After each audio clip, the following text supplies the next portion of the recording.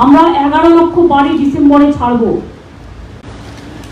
যেহেতু বীরভূমে অনেকগুলো জায়গায় বন্যা হয়েছিল, এখনো কাদা হয়তো শুকোয়নি, কিন্তু জলটা নেমেছে।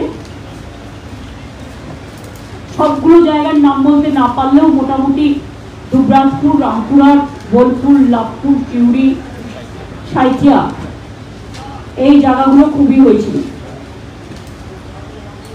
আমরা ডিটেলস যে যে ডিপার্টমেন্ট রিলেটেড সেই ডিপার্টমেন্টগুলোকে ইনস্ট্রাকশন দিয়ে গেলাম। বন্যায় যারা ক্ষতিগ্রস্ত হয়েছে তাদের জিআর চলবে যতক্ষণ পর্যন্ত অবস্থা স্বাভাবিক না হচ্ছে।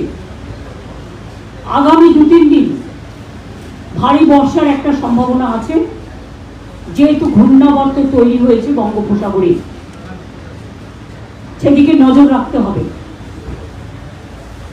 2 হচ্ছে গ্রামীণ অঞ্চলে যে রাস্তাঘাটগুলো ভেঙে গেছে বন্যায় জলে, আমি আমাদের এমএলএদের ইনস্ট্রাকশন দিয়েছি তাদের এমএলএ ল্যাডের টাকাটা সম্পূর্ণই গ্রামীণ রাস্তাগুলো খরচ করবে গ্রামীণ এবছরটা মার্চ পর্যন্ত। আর এমপিদের ইনস্ট্রাকশন দিয়েছি তারা গ্রামীণ রাস্তায় 1 কোটি টাকা খরচ করবে। এই 1 কোটি টাকা স্কুল খরচ করবে স্কুলের জন্য, যেখানে স্কুলগুলো খারাপ হয়ে গেছে, আর 4 কোটি টাকা তার এলাকায় গ্রামীণ রাস্তার জন্য খরচ করবে। বাদ বাকি আমরা পঞ্চায়েত ডিপার্টমেন্ট থেকে সার্ভে করে দেখে নেব যতটা সম্ভব করতে পারবো। 3 হচ্ছে আমরা 11 লক্ষ বাড়ি ডিসেম্বরে ছাড়ব। 3 বছর কেন্দ্রীয় সরকার আমাদের গ্রামীণ আবাসে কোনো টাকা দেয়নি, তাছাড়াও 1,70,000 কোটি টাকা আমরা পাই। এছাড়াও প্রতি বছর ডিবিসির জল ছাড়ায় ম্যানমেড ফ্ল্যাট তৈরি করা হয়।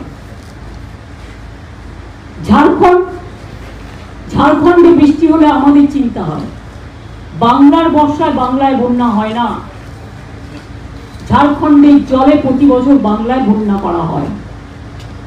আর আমার মনে পড়ে 2009 নয় 2099, 2000 ওই সময়টা হবে, আমি তখন রেলমন্ত্রী ছিলাম, আমার বাড়িতে জল ঢুকে গেছিল 1 কোমর। সেই সময় লাস্ট এতটা জল ছাড়া হয়েছিল। তারপর থেকে আমরা গভর্নমেন্টে আসার পর থেকে আমরা কিন্তু কন্টিনিউয়াস মনিটরিং করি। এইবারই প্রথম আমি দেখলাম এতদিন বাদে এখন ডিবিসির জলটা নাকি জল শক্তি মন্ত্রক থেকে ছাড়া হয়, ফলে তারা আমাদের না জানি যেভাবে জল ছেড়েছে। এবং কালকেও আপনারা আমার সাথে অনেকেই ছিলেন, দুর্গাপুর ব্যারেজে আপনারা বাঁকুড়ায় দেখে এসছেন বর্জরায় জলের স্রোতটা কিভাবে আসছে।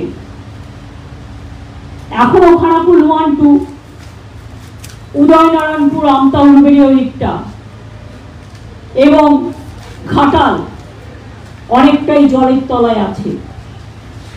আমি ভিজিট করে আসার পর, আমি ভিজিট করবার আগে মিনিস্টাররাও গিয়েছিলেন, তারপরে চিফ সেক্রেটারি নিজে গিয়েছিলেন। তারপরেও আমরা পুলিশ থেকে চলছে কিচেন, অ্যাডমিনিস্ট্রেশন থেকে চলছে, ঘাটালের কিচেন চলছে পঞ্চায়েত ডিপার্টমেন্ট থেকে। এছাড়াও আমি আমার দলের পক্ষ থেকেও ড্রাই ফুডের প্যাকেট সব পরিবারকে পাঠানোর ব্যবস্থা করেছি।